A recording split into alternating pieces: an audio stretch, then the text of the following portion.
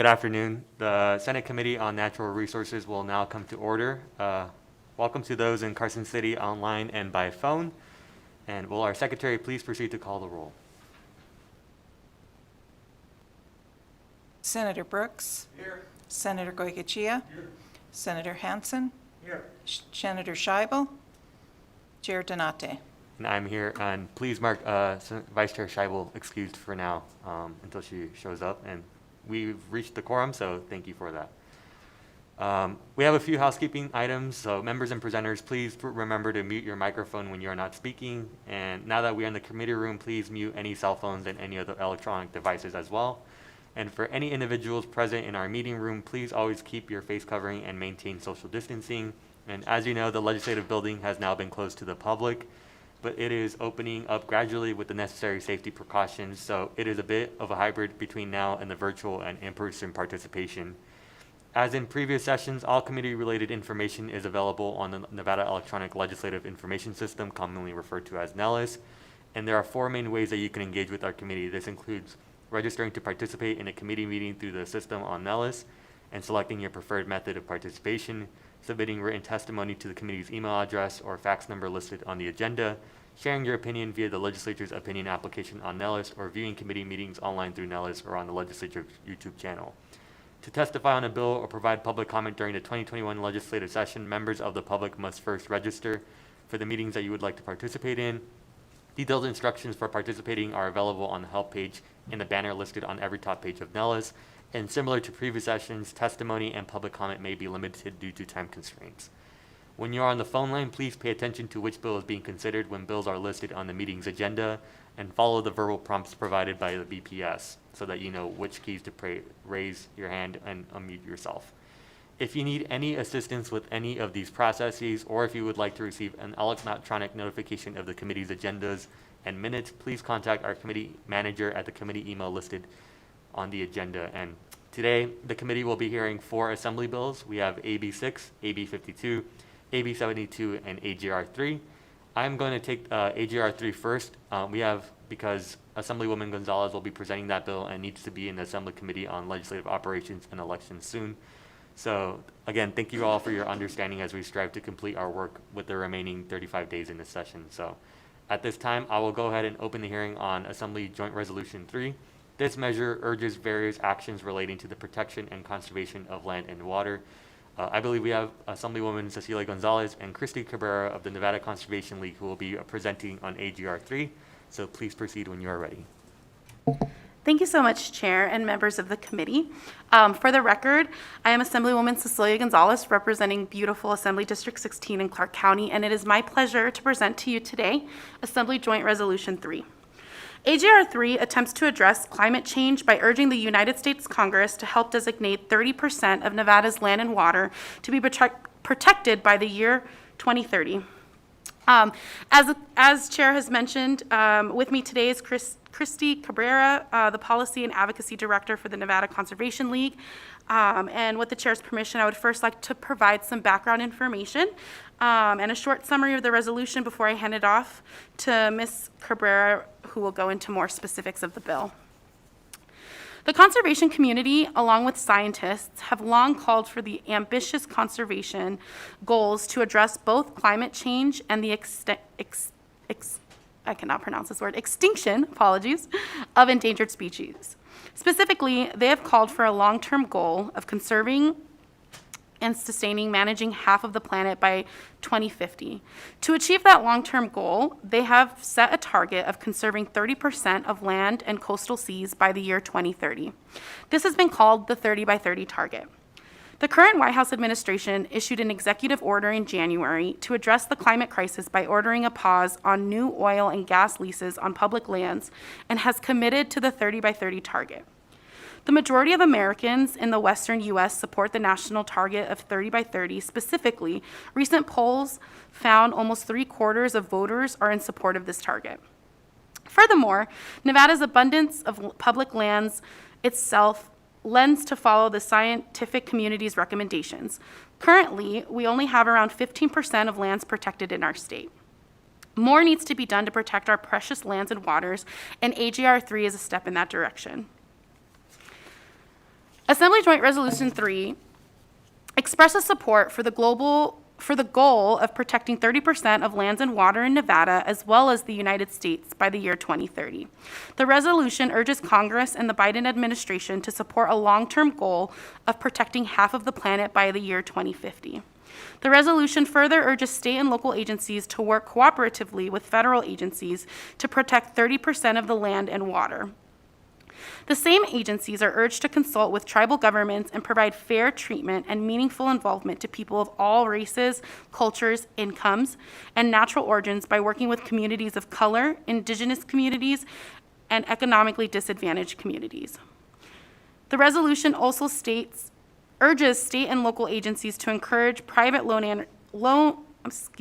landowners to participate in voluntary programs to protect wildlife habitats and increase carbon sequestration. Apologies. English is not my first language. And lastly, AJR 3 urges federal, state, and local agencies to work with the Nevada congressional delegation to identify opportunities for federal legislation and regulatory action to expand protection and conservation measures on public lands in Nevada. That is the background on AJR 3. I hope that it was easy to follow along. Like I said, English is not my first language. And now I'm going to hand it over to Ms. Cabrera, if she wants to come up to give more of information on the bill. Thank you so much.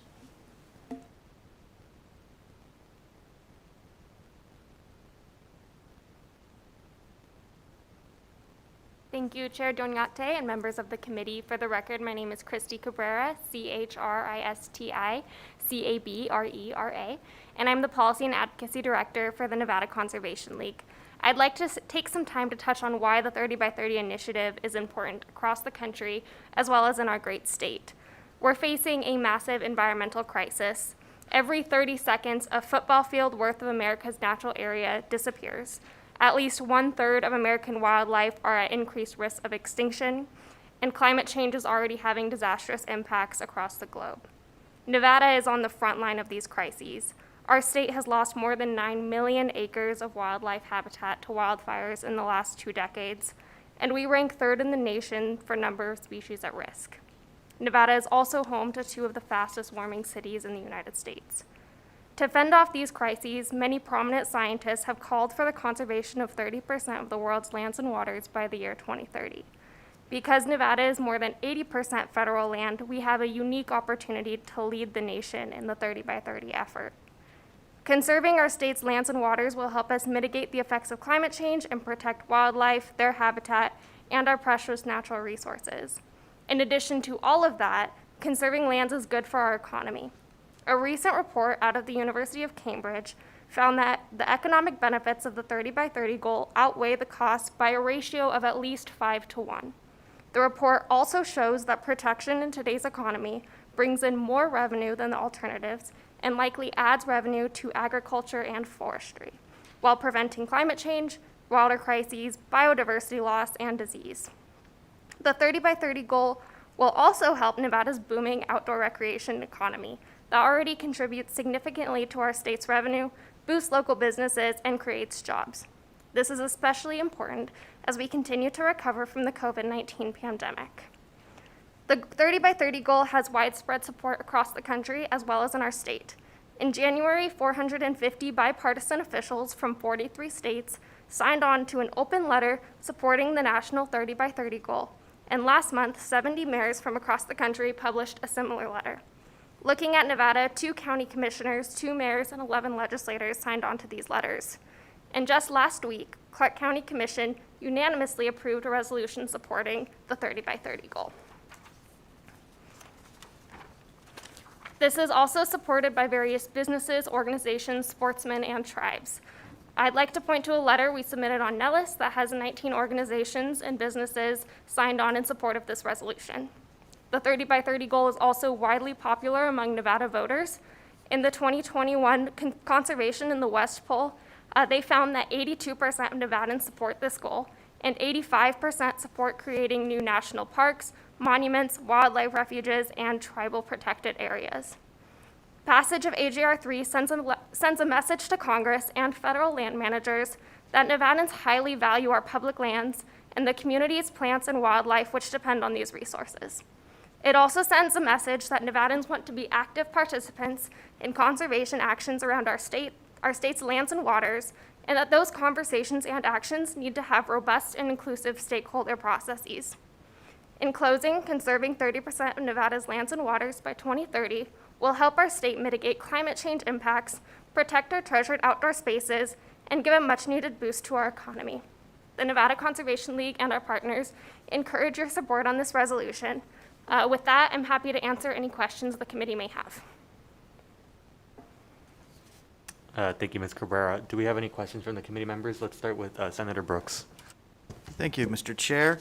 Thank you. I have a couple of questions.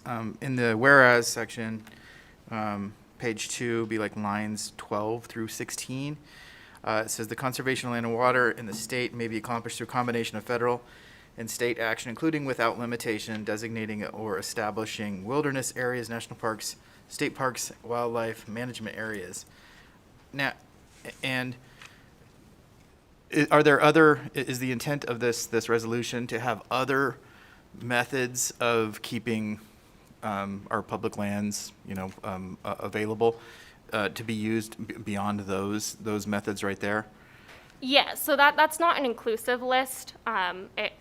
You can have other designations.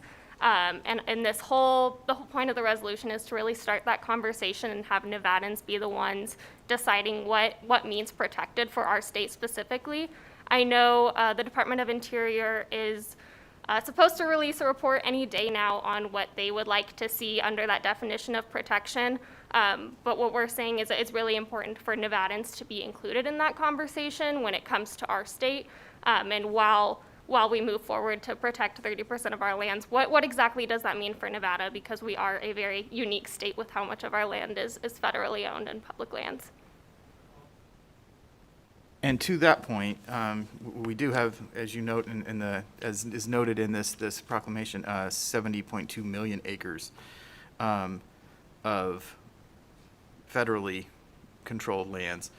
And so do you see multiple use mandates and multiple uses in conflict with the 30% of land that we want to protect? Because we currently have ways that we've protected and designated lands, but we still have multiple uses available. And I think of things like transmission lines and grazing and certain types of mining and certain off-road vehicles and off-highway vehicles and things like that. Christy Cabrera, for the record, through Chair Dronate to Senator Brooks. That's correct. So we are able to see multiple uses in areas, and that exists now under things that are designated, and I don't see that going away in the future. So the lands that are already designated for protection, whether that just be a national recreation area or wilderness that have those designations and those multiple uses, those would continue.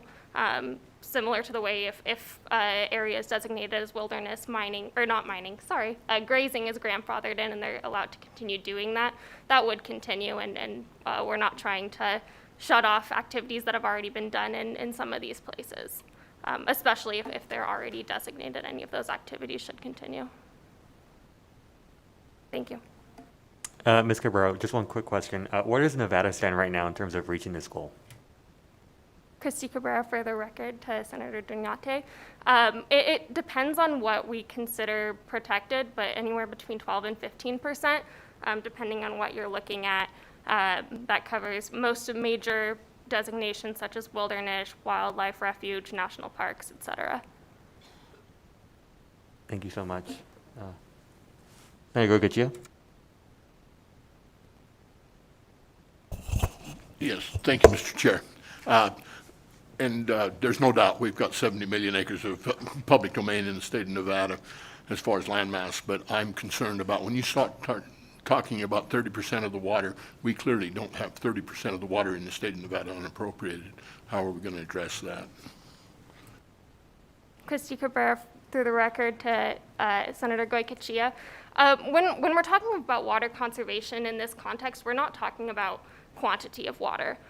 So we're not saying X number of acre feet need to be conserved. It's more about talking about water bodies. So making sure that 30% of our streams, our lakes, our big water bodies are protected from degradation. We're not trying to curtail anyone's water. We're not taking any water rights away. It's really about protecting the land and those water bodies.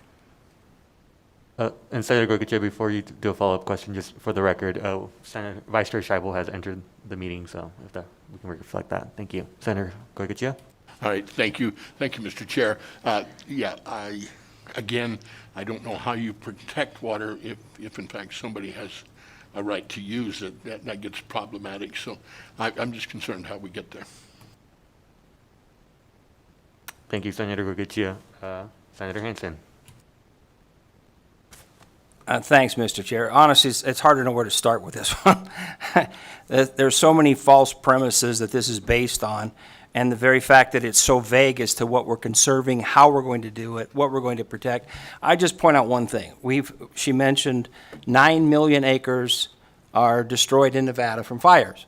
Number one, fires are temporary and the setbacks are temporary, and in fact, fire can be a very beneficial thing in the long run. And if you go to some of the fires that occurred 15, 20 years ago now, they're beautiful wildlife habitat, and they've been restored in some areas through nature. Shrub communities come back. So there's some assumption that once a fire occurs that it's like a permanent scar that never returns. It's just an example of where this thing doesn't jibe with what actually happens. Now, my question is, we have actually been doing conservation. In fact, the BLM and the Forest Service have been, for over 100 years, been aggressively addressing conservation measures. And in fact, it's under their watch that the 9 million acres a fire occurred, that the 1/3 of the wildlife faced extinction has been under their watch. You're actually proposing, though, that we expand the amount of federal oversight of the public domain of the state of Nevada. How much more can you have than you have now? Christy Cabrera, for the record, to Senator Hansen. When we're talking about wildfires, I'm not saying that those areas are never going to be fixed, and a huge part of the 30 by 30 movement is also restoring areas, so helping with reseeding and stuff like that in areas that have had pretty significant wildfires. As for transferring more land to the federal government, that's not the intent of the resolution or of the movement. It's more to give a higher level of protection to areas that are already under federal management. So just areas that are normally just public lands, maybe designating those as a national recreation area or a national monument, depending on what kind of designation makes sense there. Well, that would basically be expanding the amount of federal oversight over the federal public domain of the state of Nevada. And that's my point. I mean, the more we've given to them, the worse things have got in the state of Nevada. And I can give you example after example, but I don't want to. I mean, this whole thing starts with a flawed premise, too, on the whole idea of climate change and carbon dioxide poisoning. I mean, there's just almost so much that we could cover. I could cover and have a discussion with you for an hour. So all I want to say at this point is we have, in Nevada, over the last 100 years, dramatically expanded the oversight and control by the federal government of the public domain of the state, and things have got extensively worse by your own definition. Yet here we are, rather than expanding the amount of state control and private control of those same resources, we instead want to set up more monuments, more areas where essentially we cut off multiple use opportunities, because that's really what this would boil down to, would be restricting people and allowing it to be conserved in some sort of vague way that we haven't even defined in the bill.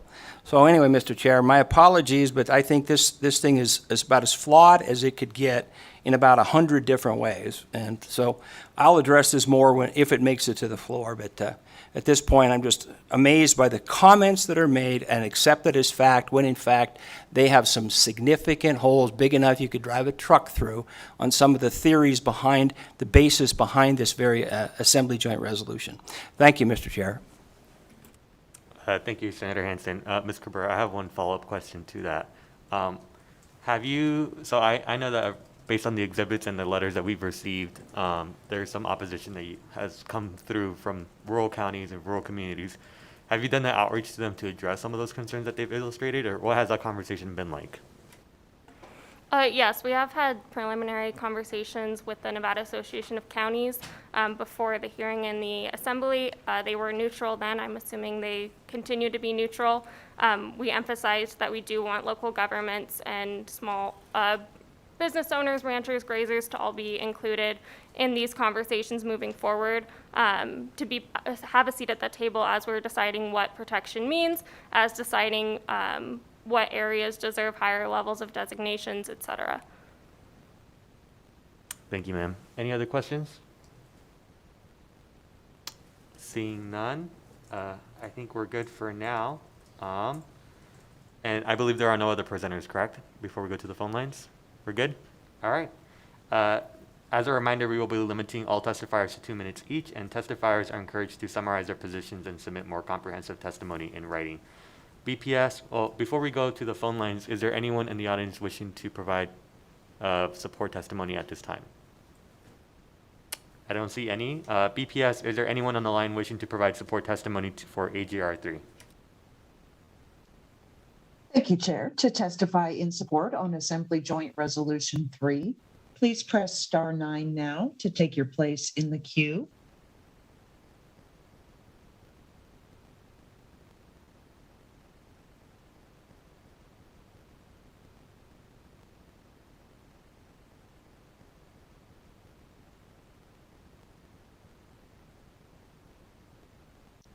Caller with the last 3 digits, 656. Please slowly state and spell your name for the record. You will have 2 minutes and may begin. Hi, good afternoon, Chair and members of the committee. Will Pregman with Battleborn Progress, WILLP like Peter, REGMAN. We stand in full support of AJR 3. Nevada's on the front lines of issues that this resolution addresses.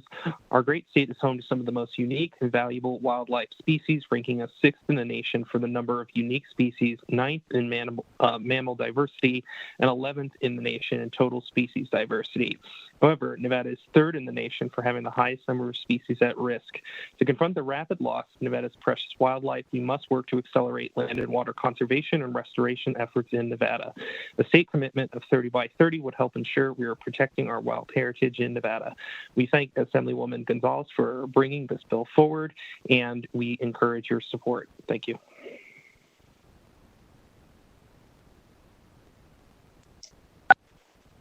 Caller with the last 3 digits, 463. Please slowly state and spell your name for the record. You will have 2 minutes and may begin. My name is Nick Christensen, NickChristenson.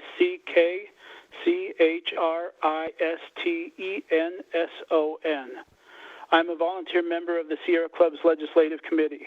On behalf of the Sierra Club and our more than 40,000 members and supporters statewide, I am speaking in support of AJR 3.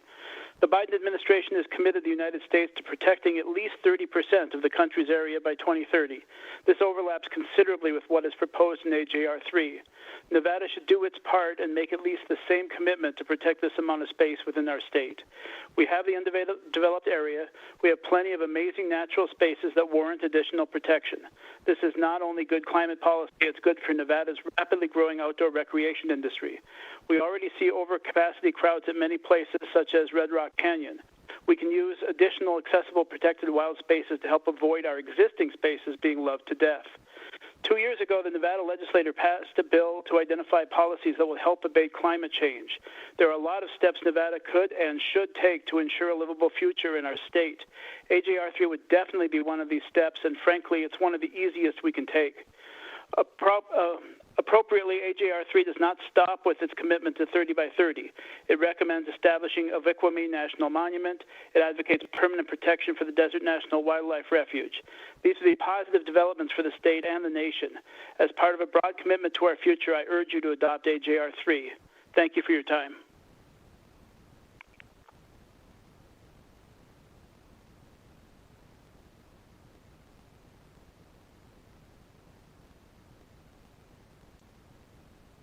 Caller with the last 3 digits, 600. Please press star 6 now to unmute. Thank you, caller. Please slowly state and spell your name for the record. You will have 2 minutes and may begin. Yes, my name is Larry Johnson, Johnsson. I'm president of the Coalition for Nevada's Wildlife. I want to thank Senator Donati and members of the Natural Resource Committee for allowing me to speak today. We want to support what we feel are the concepts of AJR 3, while we would not necessarily support additional special land designations of federal land. We do see certain opportunities, particularly if local representation is made on subcommittees to advance these proposals. As usual, the devil is in the details. For example, we would want to recognize and support Nevada ranchers for such things as water resource development and maintenance on public lands that is utilized by all wildlife in this state, as well as the irrigation of wet meadows on both private and public lands that are vital to such species as sage-grouse brood rearing. We want to support any initiative that will restore our wildfire burned areas and habitat. As I said, we want to support what we feel are the concepts of this proposal and would like to see local and our wildlife representative representation in how this goes forward in our state. Thank you.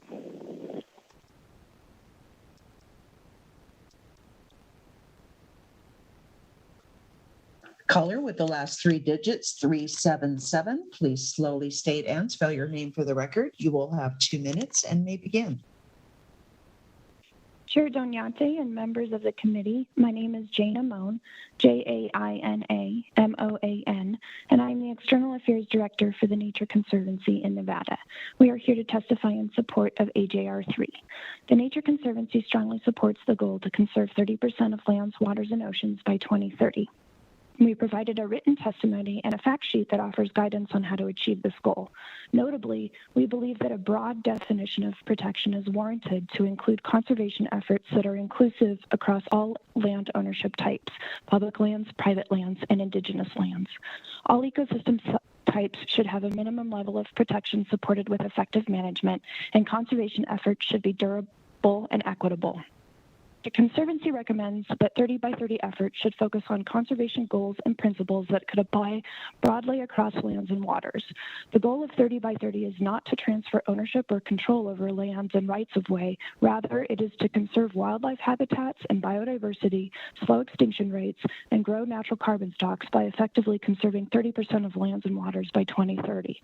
Everyone has a stake in this goal. Our written testimony also provided a conceptual map of resilient connected lands and waters in Nevada. These are places that have the potential to offer refuge for species as they move in latitude and elevation to adapt to the effects of climate change. This map is a qualitative analysis. It is conceptual. More science needs to be done to understand the suitability and durability of specific locations, but we wanted to share it with the committee to provide a visual example of areas in Nevada that warrant further investigation as being suitable places for protection to meet a 30 by 30 goal. A lot of work needs to be done to achieve this goal. This resolution represents the first step, which is a statement of support for 30 by 30. The Nature Conservancy is committed to this goal, and we are available to help achieve it by providing our own science, mapping, and support. We urge the members of this committee to vote yes for AJR 3. Thank you so much.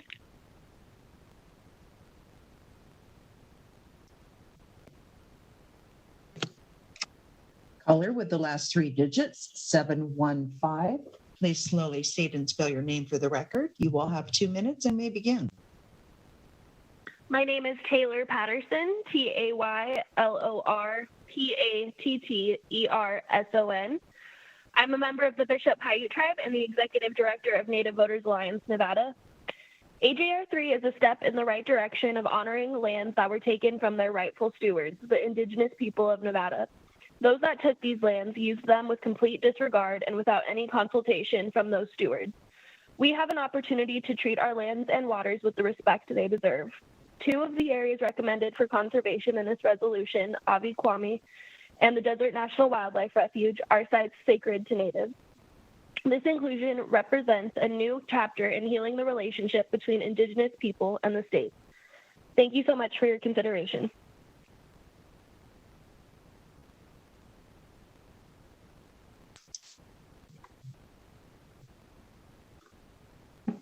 Caller with the last three digits, 222. Please slowly state and spell your name for the record. You will have 2 minutes and may begin.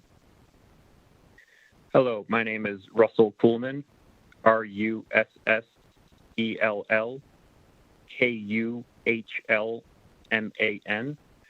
I am here today to represent the Nevada Wildlife Federation and would like to express our support for this resolution.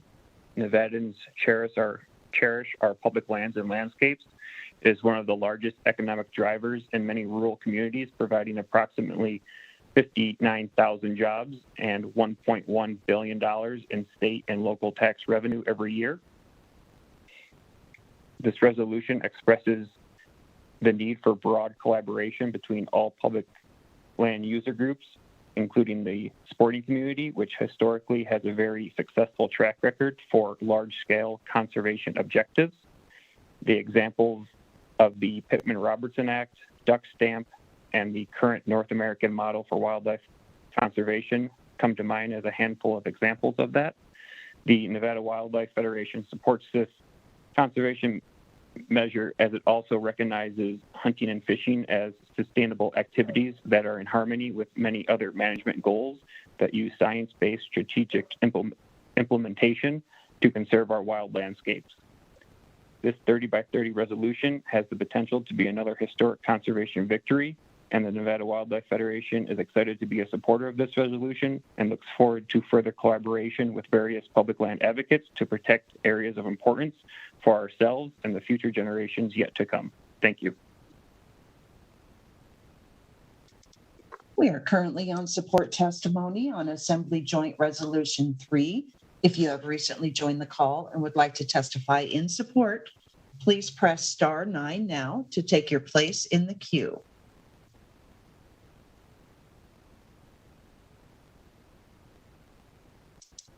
Chair, there are no additional callers in support at this time.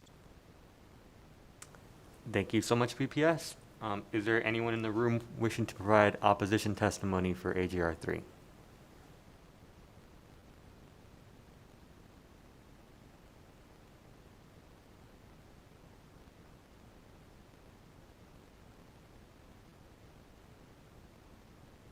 Good afternoon, Mr. Chairman, members of the committee. My name is Janine Hansen. I'm the state president of Nevada Families for Freedom.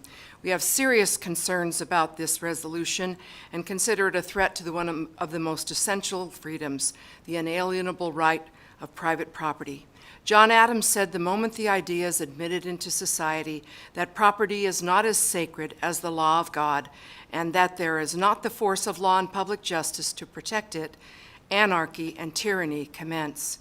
Private property owners are mentioned in the resolution only as an afterthought, encouraging them to participate in voluntary programs.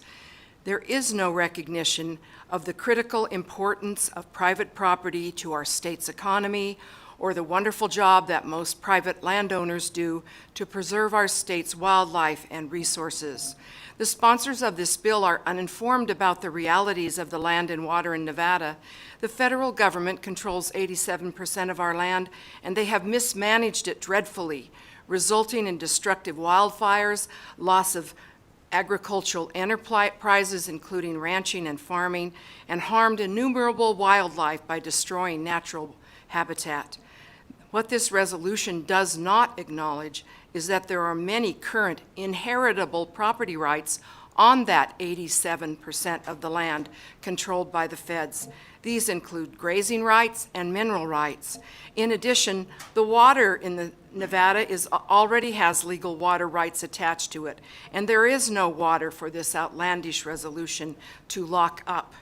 The goals of this resolution are possible only if the government plans to steal or confiscate the property and water rights of those who already legally own it in Nevada. This resolution is outside the realm of reality unless the real plan is to use the force of government to take private property rights and legally protected water rights from Nevada citizens. Thank you.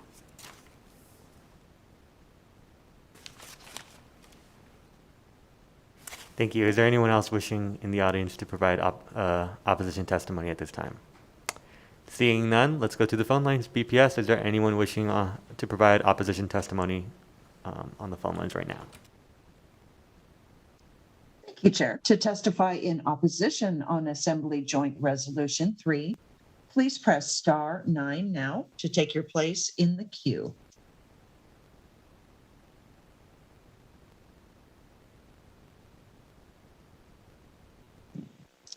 Caller with the last three digits, 214. Please slowly state and spell your name for the record. You will have 2 minutes and may begin. Martin Paris, Martin Paris. Chair Donate and members of the committee, again, this is Martin Paris. I'm the Executive Director of the Nevada Cattlemen's Association. I'm calling in today to speak in opposition of AJR 3. It has been 4 months since Executive Order 14008 was issued, which contains the 30 by 30 initiative. In these past 4 months, no further information has been provided to anyone regarding the meaning, objectives, or implementation of the 30 by 30 program. Without any information, we're left to assume that implementation of the 30 by 30 initiative would ultimately prescribe a protectionism approach chock full of top-down decrees and land use restrictions based on highly politicized science and wildly varying public opinion. Regardless of the still unknown intent behind the 30 by 30 proposal, working landscapes actively and properly managed from the local level up is what will help us address the issues identified in AJR 3. Ranchers and farmers have worked for generations on our landscapes and rely on and help promote healthy public and private lands through various conservation measures. Livestock can be a major tool in carbon sequestration and wildfire prevention, but they can only be used as a tool if we choose a conservationist approach to land management as opposed to protectionism, which oftentimes leads to protecting our landscapes to death. With that said, the Nevada Cattlemen's Association looks forward to helping address the issues highlighted in AJR 3, but respectfully request that this committee reject the resolution based on the unknowns associated with the 30 by 30 initiative. Thank you for your time.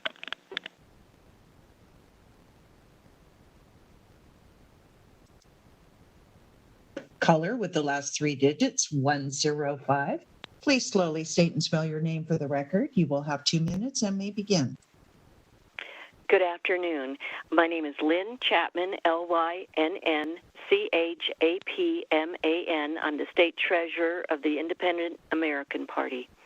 I heard a speaker discussing the federal takeover of our state's sovereignty throughout America.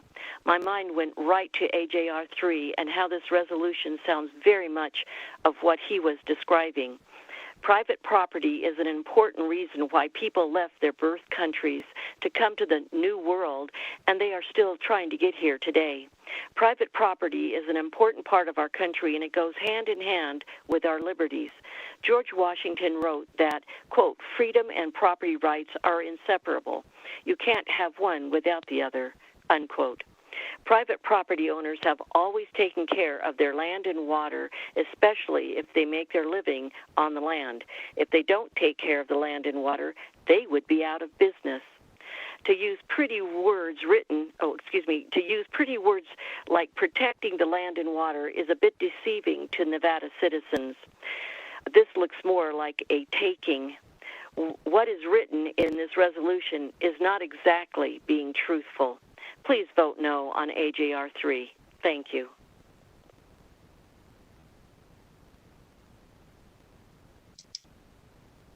Caller with the last three digits, 010. Please slowly state and spell your name for the record. You will have 2 minutes and may begin. Thank you. I'm Jake Tibbetts. That's JakeTibbetts. I'm the Eureka County Natural Resources Manager representing Eureka County. So, Mr. Chairman, members of the committee, thanks for the opportunity to provide our perspective today. We ask the committee to consider our submitted written testimony as well, which includes a letter that was recently signed by 15 governors related to 30 by 30. Eureka County is opposed to AJR 3. Our concern is with the 30 by 30 initiative itself. as a top-down decree being hyper-partisan and alienating many rural Nevadans and Americans who otherwise support healthy lands, waters, and wildlife. 30 by 30 will undoubtedly end up reducing working lands, implementing hands-off management, increasing wildfires, reducing productivity, and impairing rural communities. Scientific research has shown that many areas we call protected or wilderness were actively manipulated by human activities for thousands of years. We cited a recent paper by 18 respected scientists which found more than 95% of our temperate lands have been actively shaped by people for at least 12,000 years. We agree with the researchers' conclusion that, quote, land use history confirms that empowering the environmental stewardship of indigenous peoples and local communities will be critical to conserving biodiversity across the planet, end quote. Yet AJR 3 and the supporting testimony is about establishing land designations proven to remove active management and use of man, with a false narrative about protecting the lands. At the national level, the rhetoric supporting this false narrative is also rampant. To be clear, we too want to address the issues identified in AJR 3. Crucial to this is keeping agricultural lands profitable, including public land grazing. We should instead collectively focus on incentive-based conservation measures that benefit and bolster rural communities and do not disenfranchise and offend those that are dependent on and making a living from natural resource use like the 30 by 30 initiative does. Thank you.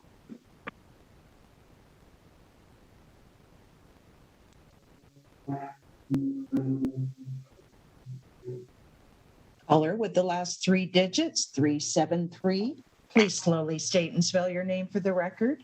You will have 2 minutes and may begin. My name is Bob Russo. That's B-O-B-R-U-S-S-O.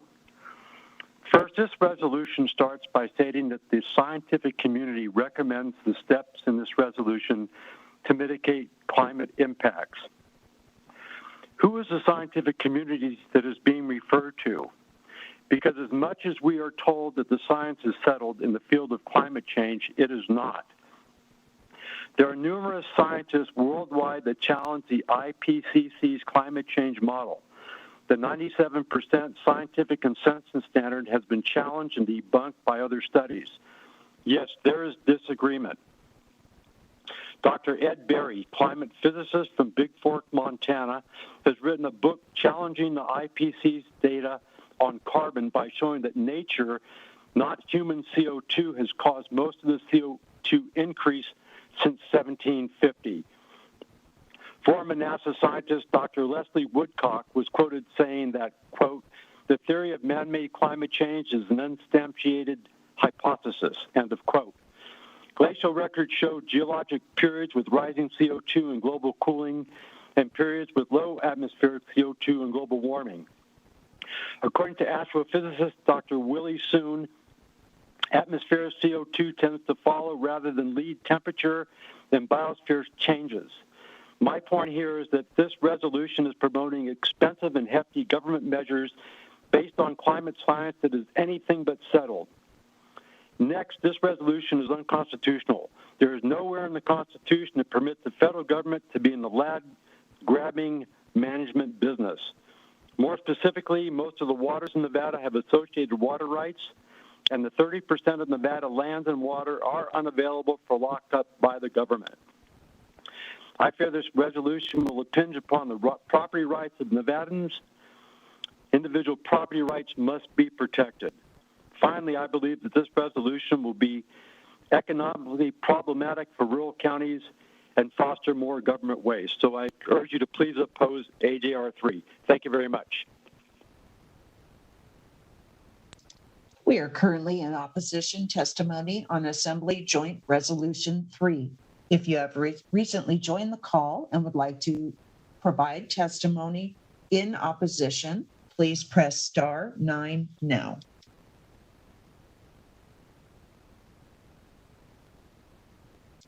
Chair, there are no additional callers in opposition at this time. Thank you, BPS. Is there anyone in the room wishing to provide neutral testimony? Seeing Thank none. you, Chair. Oh, To testify. I'm Seeing sorry. none, go ahead, BPS. Is there anyone on the phone lines wishing to provide neutral testimony at this time? Certainly. Thank you, Chair. To testify in neutral on Assembly Joint Resolution 3, please press star 9 now to take your place in the queue.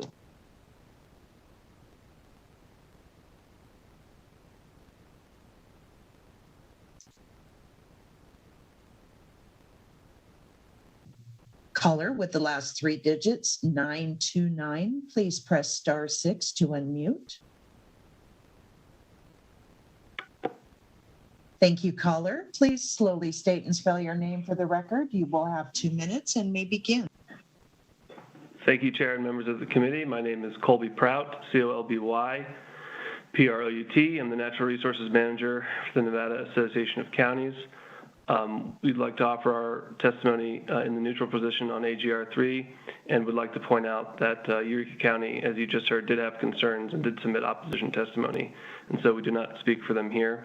AGR 3 outlines the legislature's support of an admirable goal set out by the Biden administration to conserve 30% of the nation's land by 2030. Nevada's counties also believe strongly in conservation and always have.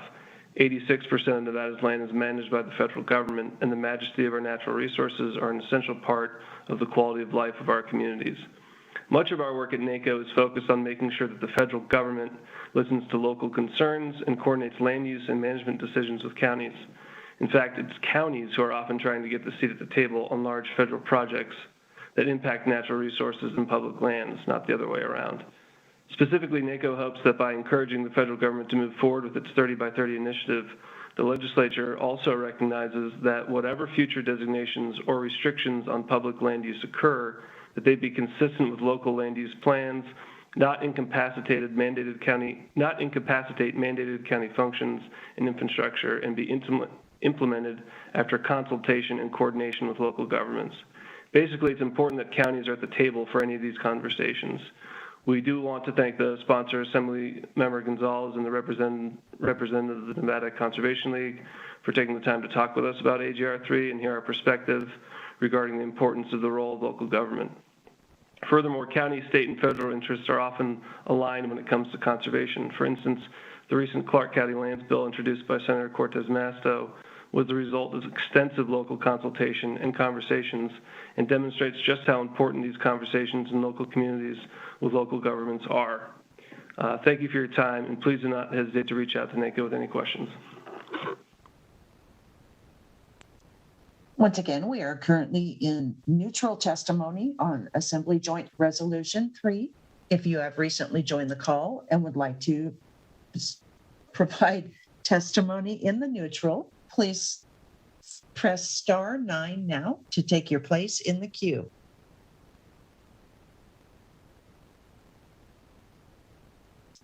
Chair, there are no additional callers in neutral at this time.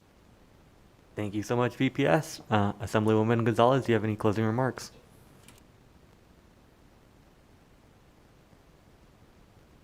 Thank you so much, Assemblywoman Gonzalez, District 16, for the record. In closing, I just wanted to restate and readdress that, we are not here to take away anyone's property rights, land or water rights. We are, the intent of the bill is to protect and address the intense climate change that our state, our country, and our globe is currently going through. And, there are a lot of scientific data and facts what led us to this, but I am a legislator that is committed to ensuring that everyone's voice is being heard, and so I would love to have those conversations with folks offline. And again, the intent of the bill is to make sure everyone at every level's voice is heard, which is outlined in the resolution, as you all have.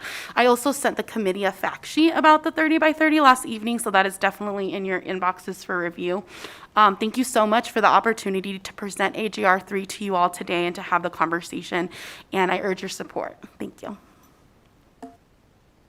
Thank you so much, Assemblywoman Gonzalez and Ms. Cabrera, for the presentation. I will go ahead and close the hearing on AGR 3, and again, the committee will not be taking any action today, but it may bring it back for a future work session, so thank you again.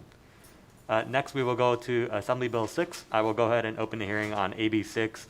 This measure revises provisions governing an application for a temporary change relating to appropriated water. I believe we have two presenters on Zoom from the Division of Water Resources. We have Adam Sullivan, acting state engineer, and Micheline Fairbank, deputy administrator. So, Mr. Sullivan, or I think that's who we can go first. So.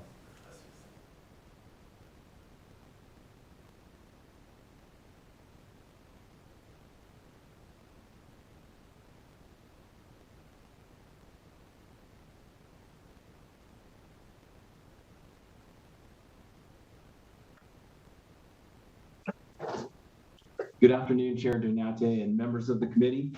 My name is Adam Sullivan, and I'm the acting Nevada State Engineer, which serves as the administrator of the Nevada Division of Water Resources.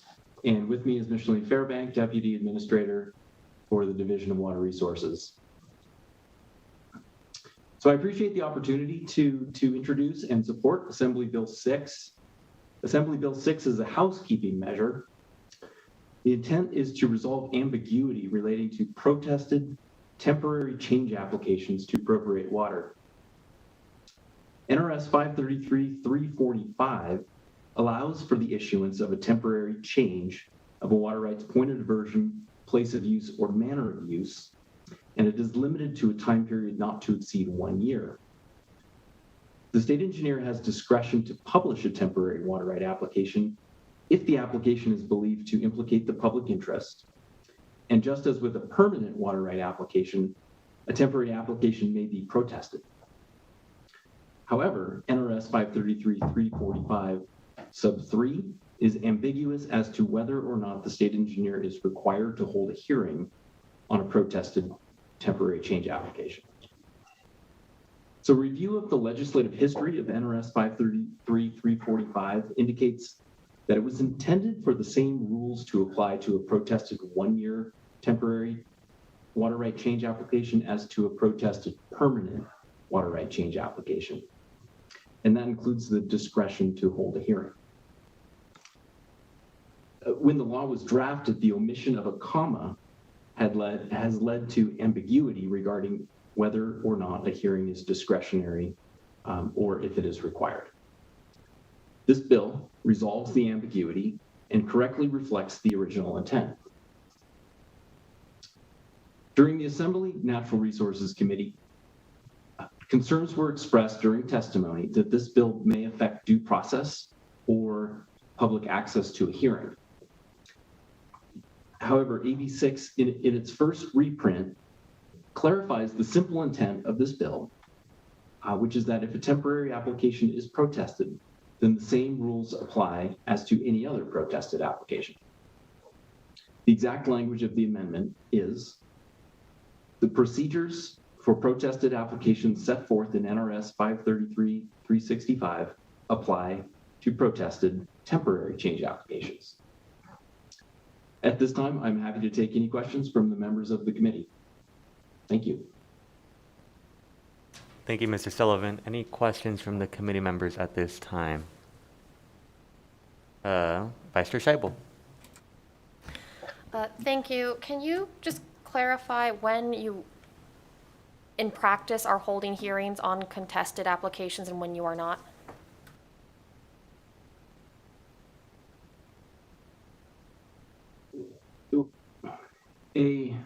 So the procedure is that when a water right application is filed, it is published for a period of 4 weeks.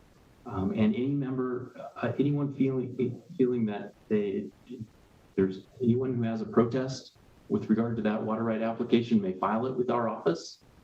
And if the circumstances and the data and the support it, and if there's any concerns that the water right application would conflict with the public interest, then it's at the discretion of the state engineer whether or not to hold a hearing. Right, I understand. So my question is, what are the factors that the state engineer utilizes in exercising his or her discretion to determine when to hold a hearing and when not to hold a hearing? I'm going to let Micheline Fairbank, Deputy Administrator, address this question. Good afternoon, Micheline Fairbank for the record. So those factors that are utilized to determine when a hearing is held are very variable. It depends in large part on the nature of the protests, whether or not we believe that there's sufficient information and evidence in the record before the agency to make a determination, and whether or not we believe that there needs to be more robust development of the information and record before the state engineer for purposes of rendering a decision. Additionally, as time has gone on, we tend to err on the side of conducting more hearings than less hearings, where there might be more contentious issues, even where we may believe that we have sufficient information and evidence before the office to support a decision. But based upon just the nature of those particular protest claims or the particular elements of the application, including the location of an application, we may decide that a hearing is more warranted to assure that we have full and adequate opportunity for those individuals that are interested in either the application or challenging the application to have that opportunity to present their position and viewpoints. So we're seeing an uptick in an increasing trend of number of hearings being conducted. But in terms of whether or not we have a real set, form criteria that we go through a checklist to make a determination as to whether or not to conduct a hearing, we do not have that. It really is a case-by-case basis based upon the particular application, evidence, and factors associated with that. Thank you. And if I could ask one more question, I think you mentioned in your presentation that this would then mirror the requirements for contested permanent applications for changes in water rates. And could you just direct me to that statute again, because I can't seem to find it? So it's 533-365 is the protest procedures. And that is what would now be applicable to both permanent change applications as well as these one-year temporary change applications. And Micheline Fairbank for the record. Thank you. Thank you so much, Vice Chair Scheibel. Any other questions? Senator Goycochea. Thank you, Mr. Chair, and to either Adam or Micheline. There is no statutory length on how long a temporary change application can be for, is there?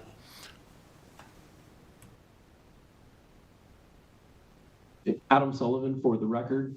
A temporary change application, yes, is limited to 1 year or less from the date that it's approved. So in reality, the temporary would be over with before you ever got the hearing heard. Thank you.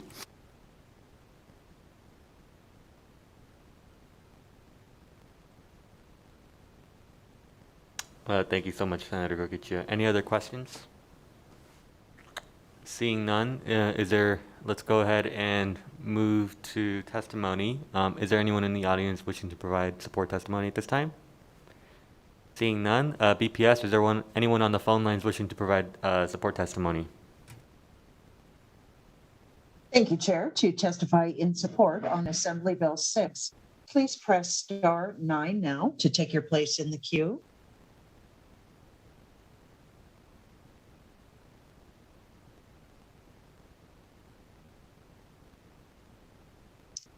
Chair, there are no callers in support at this time.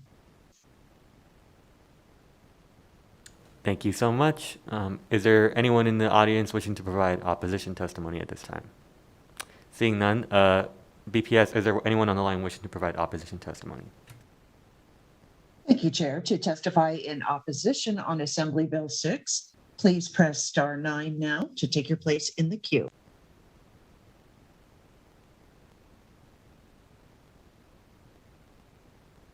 Chair, there are no callers in opposition at this time. Thank you so much, BPS. And last but not least, is there anyone wishing to testify in neutral on this bill? Thank you, Chair. To testify in neutral on Assembly Bill 6, please press star 9 now to take your place in the queue.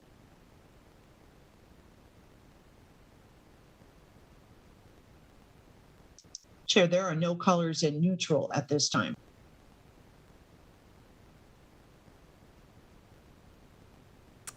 Thank you so much. Mr. Sullivan, do you have any closing remarks? Thank you, Chair Dunyate. Adam Sullivan, for the record, no, I do not have any closing remarks.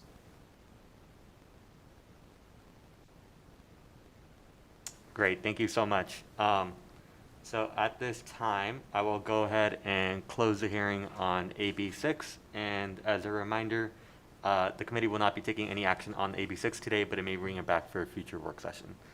Let's go ahead and proceed with Assembly Bill 52. I will open the hearing on AB 52, which makes various changes related to the Land Use Planning Advisory Council.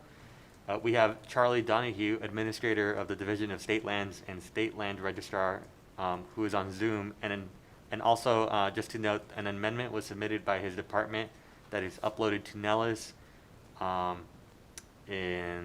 Please proceed, Mr. Donahue.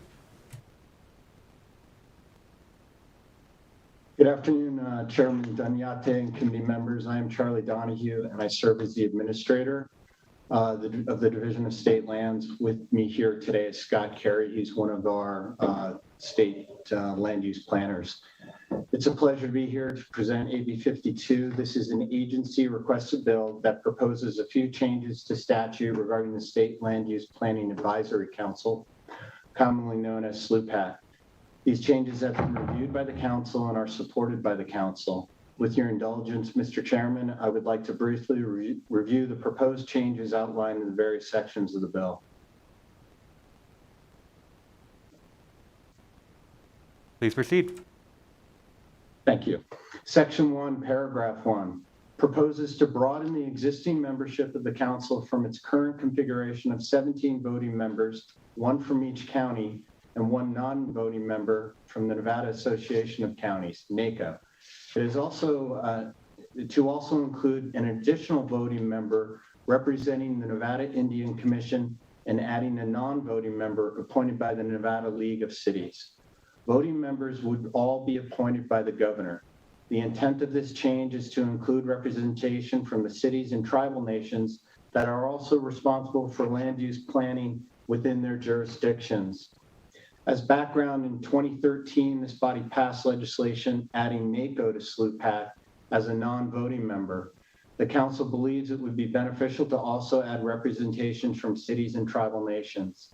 We reached out to the Nevada Indian Commission and the League of Cities to discuss the addition, and both welcomed being added to SLUPAC.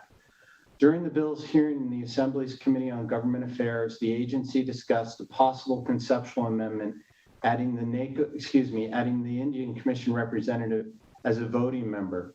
This concept, where all 18 members would be appointed by the governor, was presented to SLUPAC members at their March meeting and passed unanimously of those members present. Lands has uploaded a proposed amendment to reprint number 1 of AB 52 to Nellis to address the minor drafting issue. I'd be happy to discuss this matter further with you today. Section 1, paragraph 5 provides how to handle an appointment to SLUPAC if an elected member's term in office expires prior to his or her service on the council. This is being proposed to enable local governments the ability to have the representative on the council that they feel would represent their communities best. Section 1, paragraph 7 is the necessary language specifying that the added members serve at the pleasure of their appointing authority, the same as the existing non-voting member. Section 1, paragraph 8 provides the council shall elect a vice chair in addition to a chair. Section 2, paragraph 4 recognizes that the council may directly comment on land use planning and policies that may affect their local communities. Examples of this could include commenting on regional resource management plans generated by the federal government, commenting on land withdrawal proposals such as the expansion of Air Station Fallon or the proposed Nellis expansion, as well as other projects that occur on federal or state land that are routed through the state clearinghouse. Section 2, paragraph 5 and 6 make explicit the duties of SLUPAC include assisting and advising the administrator and the agency with resolving inconsistencies in land use plans, as well as planning for areas of critical environmental concern and forwarding that input or recommendation to SLUPAC's Executive Council as needed. These revisions to statute ensure that the duties of SLUPAC members are comprehensive in nature and afford an additional layer of technical expertise. Lastly, Section 3, Paragraph 3, reduces the number of days required to advertise for a hearing associated with the potential designation of an ACEC from 20 to 10 days to align this period with similar notices for substantive planning changes such as zoning map changes, master plan amendments, and special use permits.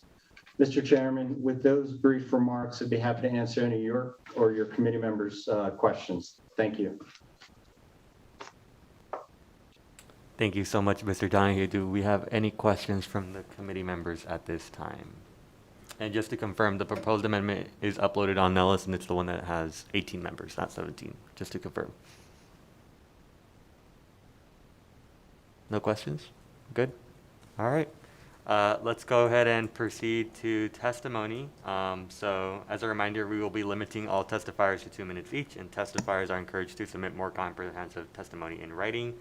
Let's begin with support testimony. So if anyone in the room would like to proceed.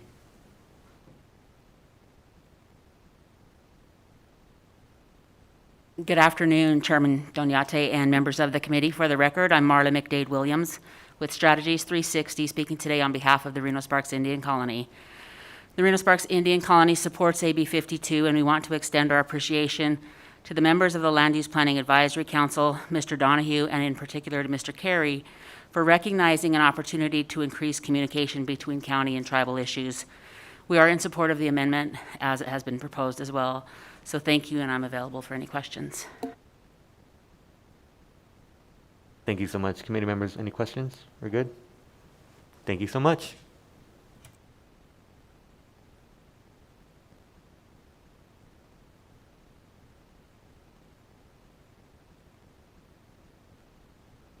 Good afternoon, Chairman Donante and members. My name is Steve Walker. I represent today Douglas and Carson City.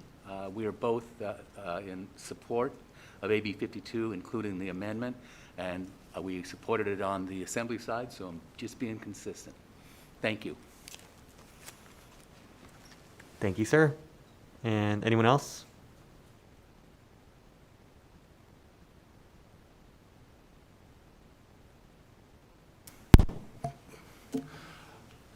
Hello, Will Adler, representing the Pyramid Lake Paiute Tribe. Pyramid Lake Paiute Tribe is in support of AB 52, and we'd like to ditto the comments done by Marla McDade Williams and the Reno Sparks Indian Colony. Thank you. It's a good bill. Vote for it. Thank you, sir, for your comment. BPS, is there anyone on the phone lines wishing to provide support testimony for this bill? Thank you so much, Chair. To testify in support on Assembly Bill 52, please press star 9 now to take your place in the queue. Caller with the last 3 digits, 010. Please slowly state and spell your name for the record. You will have 2 minutes and may begin. Good afternoon again. Jake Tibbetts, JakeTibbitts, and I'm the Natural Resources Manager for Eureka County, speaking on behalf of Eureka County. Mr. Chairman, members of the committee, again, thank you for this opportunity. I will note for the record that I'm also the current chairman of the State Land Use Planning Advisory Council. Today I'm not speaking on behalf of SLUPAC, but I will note that SLUPAC as a body has supported AB 52, including the way it reads with the amendment. So Eureka County supports AB 52 with the amendment. We think it's important to have tribal interests represented as governor-appointed voting members of SLUPAC, and because of their unique roles and perspectives on land use planning and policy. We think it's very important to clarify the role and duties of SLUPAC. It's sorely needed, and we strongly support AB 52 for doing just that. So we ask that you move forward with AB 52 with the amendment. Thank you.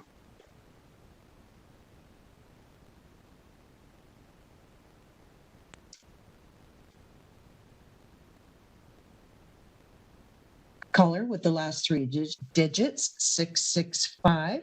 Please slowly state and spell your name for the record. You will have 2 minutes and may begin. It's Stacy Monteith. That's STACEY last name Montooth, Montooth. I'm the Executive Director of the Nevada Indian Commission, and on behalf of my agency, I would like to express our support for AB 52. The Nevada Indian Commission is tasked with improving the quality of life for all Indigenous people in our state. In doing so, we focus on developing and improving cooperation and communication between our tribal nations, states, and local governments and related public agencies, with the purpose of facilitating greater access to education, employment, health, well-being, and growing the socioeconomic status of Nevada's American Indian citizens, and enhancing tribal sovereignty, economic opportunities, and community development. Section 1 of this bill would add a voting member of the State Land Use Planning Advisory Council that is appointed by the Nevada Indian Commission.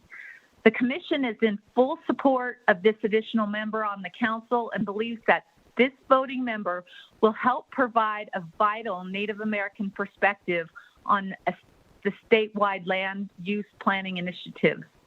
The Nevada Indian Commission supports the conceptual amendment proposed by the Division of the State Lands today to make the commissioner's representative on the council be appointed by the governor. Our agency appreciates the amendment adopted by the Assembly to AB 52 to make the commission's representative be a voting member. However, the commission's intent would be that it would make a nomination of its representative to the governor, and then the governor would make that appointment, just like the other voting members of the council. There are 27 federally recognized tribal nations within Nevada, and each Indian reservation, colony, and band has its own land use plan and natural resources needed. Throughout Nevada, there are millions of acres of lands that our tribal nations either own or manage, and there are millions of acres which are traditional territories that these nations implement land and use plan activities. Each of our tribal nations are unique. Thank you so much with for your specific comment. Your 2 minutes are traditions up. that span generations.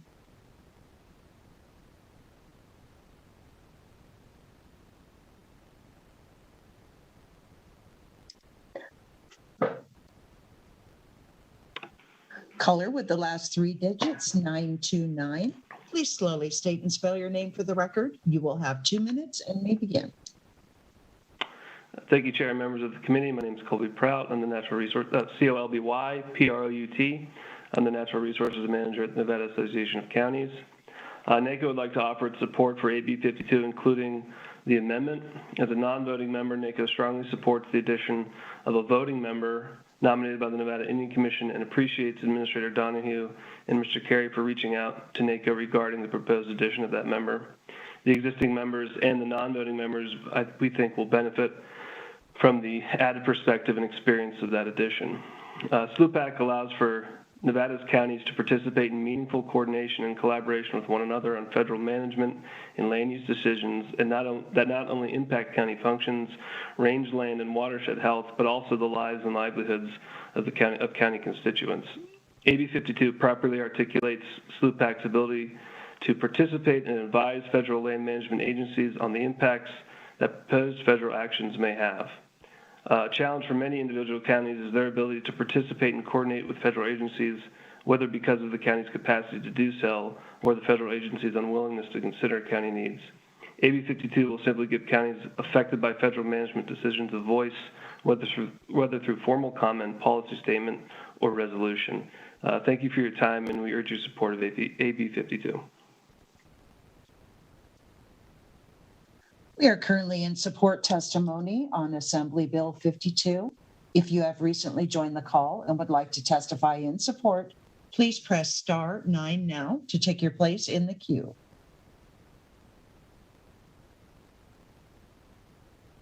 Chair, there are no additional callers in support at this time. Thank you so much, BPS. Next, we will go to opposition. Is there anyone on the phone line wishing to provide opposition testimony at this time? Thank you, Chair. To testify in opposition on Assembly Bill 52, please press *9 now to take your place in the queue.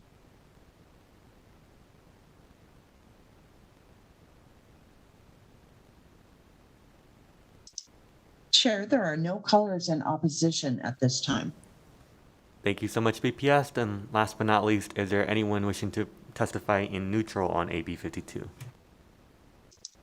Thank you, Chair. To testify in neutral on Assembly Bill 52, please press star 9 now to take your place in the queue.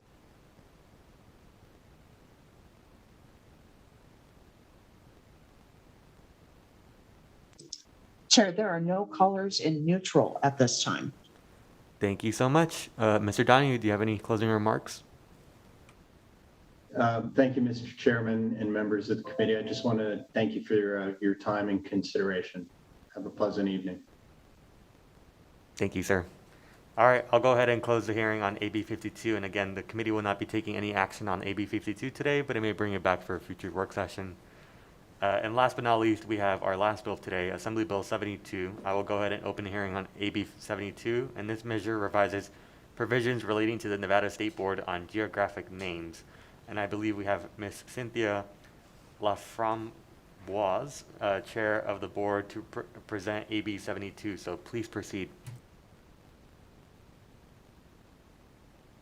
Good afternoon. My name is Cynthia Laframboise, and I am the State Archives Manager at the State Library, Archives, and Public Records. I am representing the State Board on Geographic Names as its chair. The statement of intent for AB 72 is to add the Nevada Indian Commission to its current 11-member board.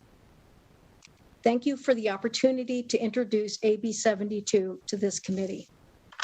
The State Board on Geographic Names exists to serve as the official agent to coordinate the important place naming activity between local, state, and federal agencies, establish a procedure for the retention and formal recognition of existing names, standardize the procedure for naming names or renaming geographic features within state borders, avoid or eliminate whenever possible the duplication of names and to correct spelling errors, and to retain and enhance the significance, heritage, and distinct flavor of names associated with the history and development of the state.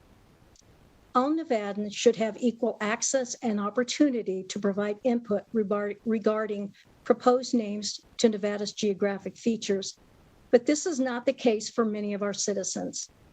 The importance of names resonates across a broad band of cultures in this state, country, and the world.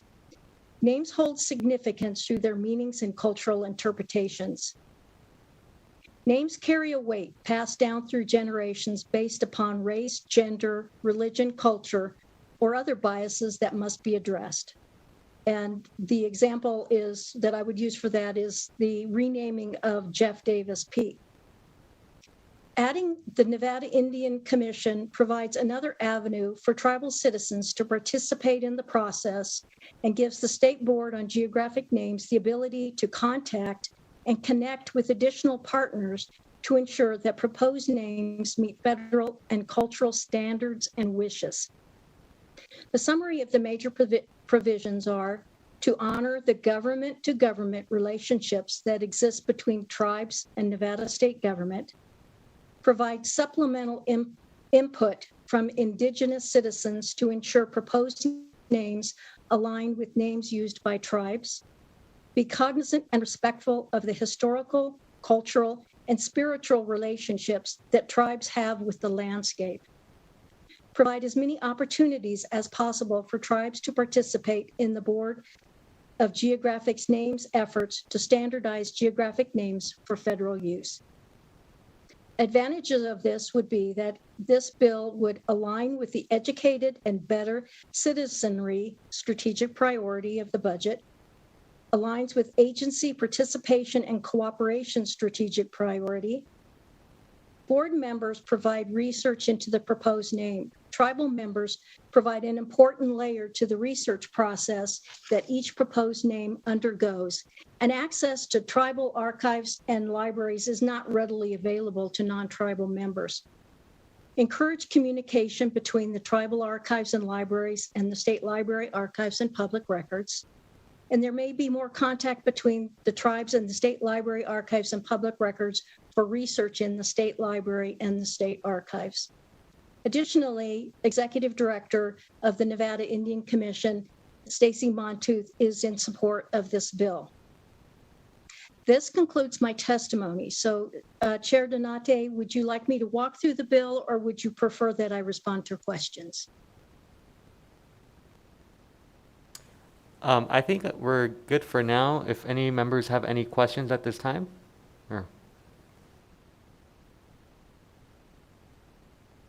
I don't think I see any, so I think we're good, Ms. Lafambras. Okay, all right, let's go ahead and see if there is any testimony for this bill. So, as a reminder, we will be limiting all testifiers to 2 minutes each, and testifiers are encouraged to summarize their positions and submit more comprehensive testimony in writing. Is there anyone in the room wishing to provide support testimony for AB 72?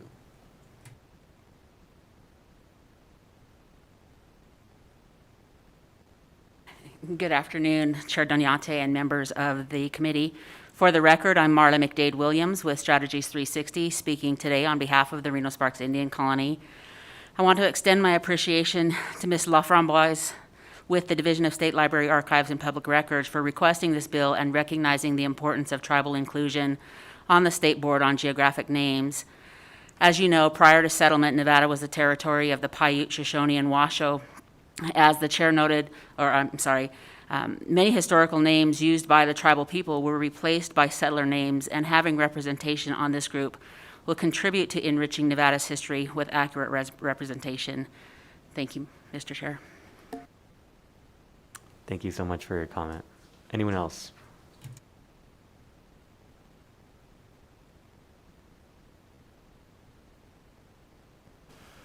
Hello, Will Adler, representing the Pyramid Lake Paiute Tribe. Pyramid Lake Paiute Tribe would also like to thank the State Board of Geographic Names for recognizing the need to have more inclusion and more diverse voices on the board, and the inclusion that this bill brings forward. Thank you again for the recognition, and we're in support of this bill. Have a good day. Thank you so much, sir, for your comment. BPS, is there anyone on the phone wishing to provide support testimony on AB 72 at this time? Thank you so much, Chair. To testify in support on Assembly Bill 72, please press star 9 now to take your place in the queue.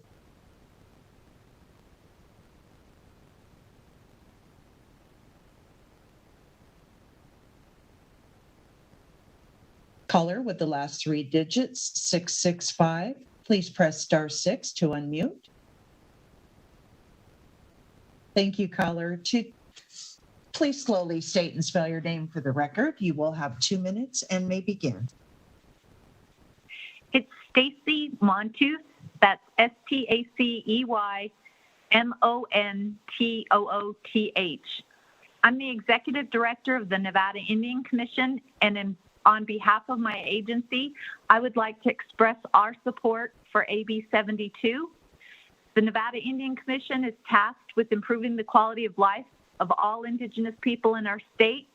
In doing so, we focus on developing and improving cooperation and communication between our tribal nations, state, local governments, and related agencies, with the purpose of facilitating greater access to education, employment, health, well-being, and growing the socioeconomic status of Nevada's American Indian citizens, and enhancing tribal sovereignty, economic opportunities, and community development. We are privileged to have 27 federally recognized tribal nations, bands, and colonies within Nevada. For all of us, a place name is a reference point for our language and our identity. AB 72 recognizes our Native Americans as the first caretakers of this land. It considers that paths and trails established by the Numa, Nui, and Washishi, the Paiute, the Shoshone, and the Washoes, evolved to become paths, wagon roads, paved roads, and even highways, several in Nevada, which are still used today, along with their original courses. The same can be said of geographic landmarks. The Nevada Indian Commission supports AB 72. Thank you, Ms. Laframboise and Mr. Chair. We are currently in support testimony on Assembly Bill 72. If you have joined the call and would like to testify in support, please press star 9 now to take your place in the queue.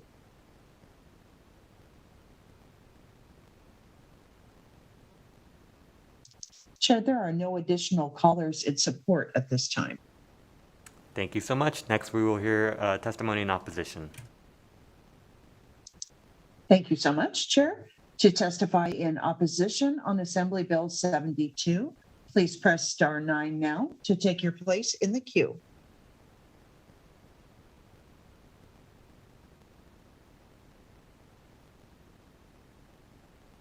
Chair, there are no callers in opposition at this time. Thank you so much, VPS. And last but not least, is there anyone wishing to testify in neutral on this bill?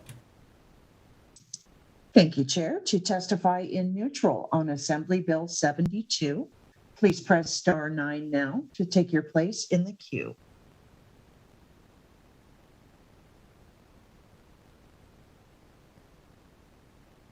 Chair, there are no callers in neutral at this time. Thank you so much, VPS. I think we are good to close out this hearing. Senator Goycochea? Yes, thank you. I've got one question. It's not real clear. It says the executive secretary is a non-voting member of the board, and the voting members shall select. But are they selecting from the other 12 members, or are they selecting an outside person? Not really clear on that. It almost sounds like maybe one of the 12 could be voted in and then that would make an 11-member board and that actually voted. I don't know if anybody's reading that. Thank you so much, Senator Goycochea. Ms. LaFambraza, would you be able to answer that? Yes, this is Cynthia LaFramboise for the record. It would only be within the members of the Board on Geographic Names. So it would only be between, currently there are 11 members. If Indian Commission is added, it would be from the 12. So then there would be 11 voting members for the board. All right, so then the executive secretary is one of the selected from one of the 12 and then becomes a non-voting member. Thank you. That is correct, sir. Cynthia LaFramboise for the record. Thank you so much, Senator Goycochea. Are we good? Ms. LaFambraza, do you have any closing remarks? No, but I would like to thank you and the chair and all of the members for paying for attention to this matter. Thank you. Thank you so much for your time. All right, we will go ahead and close the hearing on AB 72, and the committee will not be taking any action today, but it may bring it back for a future work session. So thank you again. Last item on today's agenda, public comment. I will now call for public comment. Please remember to limit your comments to 2 minutes each. BPS, is there anyone wishing to provide public comment at this time? Thank you, Chair. We are currently on public comment. If you have recently joined the call and would like to provide public comment, please press star 9 now to take your place in the queue.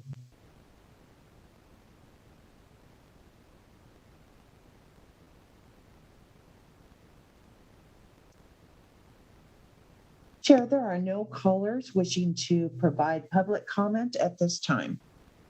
Thank you so much, BPS. Anyone else in the room wishing to provide public comment? Looks like we're good. Members, any comments before we adjourn?